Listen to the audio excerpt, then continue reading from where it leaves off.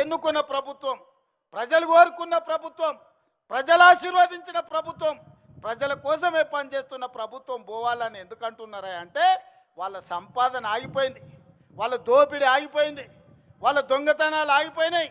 వాళ్ళతో పాటు దోపిడీ చేసిన అధికారులను నిన్న మొన్న ఒక్కనొక్కరిని చూస్తే 100, 200, 300 కోట్ల రూపాయలు సంపాదించిన వాళ్ళు ఇవాళ ఏసీ బోలకు పట్టుబడుతున్నారు. ఎక్కడదా ఈ సొమ్ము? ప్రజలను దోసుకున్నది కాదా? గజ్వేల్ ఎర్రవల్లిలో 1000 ఎకరాల ఫామ్ హౌస్ ఎక్కడి నుంచి వచ్చింది? నీ తాతలు ముత్తాతలు ఇచ్చిందా? 4 కోట్ల తెలంగాణ ప్రజలని దోసుకున్నదా? నీ కొడుకు జన్వాడల 100 ఎకరాల ఫామ్ హౌస్ వచ్చింది. నీ అల్లుడు హరీష్ రావుకు 50 ఎకరాలు మోయినాబాద్ల ఫామ్ హౌస్ వచ్చింది. నీ బిడ్డ కల్వకుంట్ల కవితకు శంకర్పల్లిల 25 ఎకరాల ఫామ్ హౌస్ వచ్చింది. నీ సడ్డకుని కొడుకు సంతోష్రావు లెక్కలైతే ఇక చెప్పేటట్టనే లేదు. ఎక్కడికి వెళ్ళి వచ్చినాయి 10 ఏళ్ళల్లో? ఎక్కడివి ఆస్తులు? ఏడ సంపాదించారు? ఏం వ్యాపారం చేసిర్రు? ఎక్కడి నుంచి వచ్చిన ఈ సంపద, ఈ వజ్ర వైదూర్యాలు, ఈ బెంజు కార్లు ఎక్కడి నుంచి వచ్చినాయి? తెలంగాణ అప్పుల పాలైంది, రైతులు ఆత్మహత్యలు చేసుకుంటున్నారు, నిరుద్యోగ యువకులకు ఉద్యోగాలు రాలేదు. మా ఆడబిడ్డలు బతుకమ్మ చీరలు ఇస్తే కూడా అందులో కమిషన్లు కొడితే ఆ చీరలు తీసుకుపోయి పొలాల కాడ పిట్టలను బెదిరియనికే కట్టే పరిస్థితి. దుర్మార్గుడా, నీచుడా, బతుకమ్మ చీరలు ఆడబిడ్డలకి ఇచ్చే చీరలు కూడా వదలలేదు నీ దోపిడీకి. అందుకోసం నువ్వు రావాలనా? నువ్వు రాష్ట్రాన్ని 8,21,000 కోట్ల రూపాయల అప్పుల పాలు చేసినావు కదా, మరి మీరు 1,00,000 కోట్ల అధిపతులు ఎట్లయిరో లెక్క చెప్పమని నేను అడుగుతున్నా.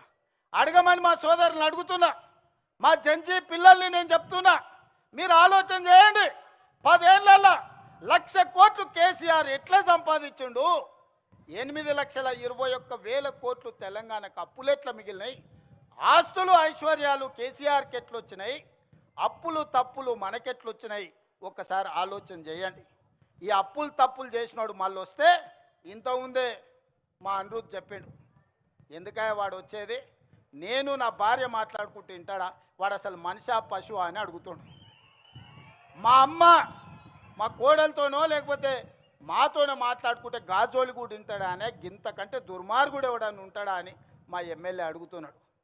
నేను అడగదలుచుకున్నా, రాజకీయ నాయకుల మాటలు విన్నాడంటే అర్థం ఉంది, అధికారుల మాటలు విన్నాడంటే వానికి అక్కడికి వచ్చిందేమో అనుకున్నాం. ఆడబిడ్డల మాటలు వినేటోడు వాడు అసలు మనిషేనా? ఒక్కసారి ఆలోచన చేయండి. ఒక్కసారి ఆలోచన చేయమని మా అక్కల్ని అడుగుతున్నా. ఇవాళ మా ఇందిరమ్మ చీరలు ఇస్తే పండుగ పూట నాడు చీర పెడితే మా తమ్ముడు సారె పెట్టిండని మా అక్కలందరూ కట్టుకొని ఆశీర్వాదానికి వచ్చారు. మా అక్కల్ని అడుగుతున్నా, మీ ఇంటి ఆయనతో మీరు మాట్లాడుకుంటే ఎవడన్నా మీ ఫోన్ వింటే ఎంత బాధ అవుతుందో ఒక్కసారి ఆలోచన చేయరు. ఇవాళ మన ఫోన్లీననికి రావాలనా? ఎందుకు రావాలి? ఆయన ఉద్యోగం ఇచ్చిర్రు కదా ఎమ్మెల్యేగా, అసెంబ్లీకి మాత్రం రాడంట, ప్రజల తరఫున మాట్లాడాడంట, ప్రజా సమస్యల గురించి ప్రస్తావించాడంట.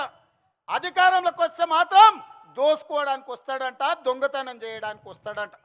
అందుకే నేను మొన్న చెప్పినా ఇవాళ చెప్తున్నా, అరుంధతి సినిమాలో పశుపతిని ఎట్లయితే బూత్ బంగళాలో బంధించిన గొలుసులు పెట్టి ఈ పాపాల బైరోడుని ఫామ్ హౌస్లో 4 కోట్ల తెలంగాణ ప్రజలు గొలుసులేసి కట్టేసిండ్రు. అక్కడే కుంగి కృషించి పోవాలి తప్ప అధికారం అనేది మీకు కలలో మాట. ఏదైనా ఉందంటే అది మీకు గతమే, ఇక మీకు భవిష్యత్తు లేదు. మీ భవిష్యత్తు శాశ్వతంగా ముగింపు పలికినరు తెలంగాణ ప్రజలు. అందుకే మిత్రులారా, చివరగా మా మిర్చిల్ మిత్రులకు ఒక్క మాట చెప్పదలుచుకున్నా, నేను ఏమిచ్చినా చివరికి నా ప్రాణం ఇచ్చినా కూడా తక్కువనే. మిర్చిల్ మండలానికి నిధులు పెద్ద విషయం కాదు. ఇవాళ నాకు దక్కిన గౌరవం ఈ మండలం, ఈ జిల్లా, ఈ రాష్ట్రం, ఈ దేశంలోనే కాదు ప్రపంచంలో. ఇవాళ మెస్సీతో ఫుట్బాల్ ఆడినా, ప్రపంచంలో మన గలం వినిపించినా, ఆనాడు మీరు నాటిన మొక్కనే ఈనాడు పెద్దదై ఈరోజు బాధ్యత నిర్వహిస్తున్నది. ఈ బాధ్యతను కొనసాగించడానికి నిండు మనసుతో మీరు ఆశీర్వదించండి. నేను చేయాల్సిన పనులు ఉన్నాయి. ఈ వలసల జిల్లాను ఈరోజు అభివృద్ధి పథం వైపు నడిపించాల్సిన బాధ్యత నా మీద ఉన్నది. చేయాల్సిన పనులు మిగిలి ఉన్నాయి. ఆనాడు పండిత్ జవహర్లాల్ నెహ్రూ గారు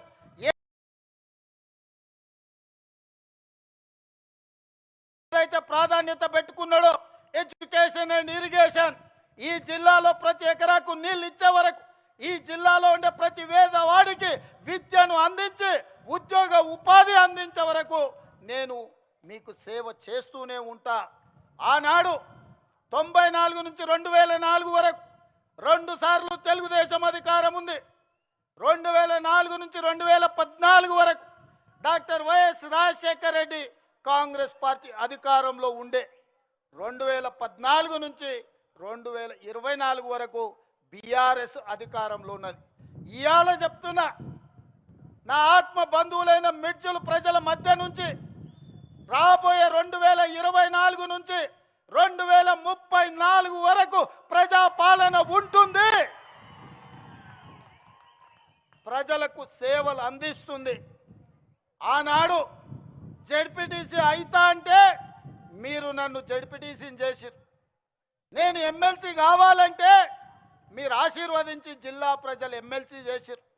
తెలవని కొడంగల్కి వెళ్తే 2 సార్లు ఎమ్మెల్యేని చేసిరు. అక్కడ కష్టం వస్తే మల్కాజ్గిరి పార్లమెంట్లో ఎంపీని చేసిరు. కాంగ్రెస్ పార్టీ కార్యనిర్వాహక అధ్యక్షుడిని చేసిరు. 4 కోట్ల తెలంగాణ ప్రజలు 2వ తెలంగాణ ముఖ్యమంత్రిగా చేసిరు. ఇదంతా మీ ఆశీర్వాదం. ఇవాళ ఒకే ఒక్క విజ్ఞప్తి చేస్తున్నా, ఒకవేళ తప్పు జరిగితే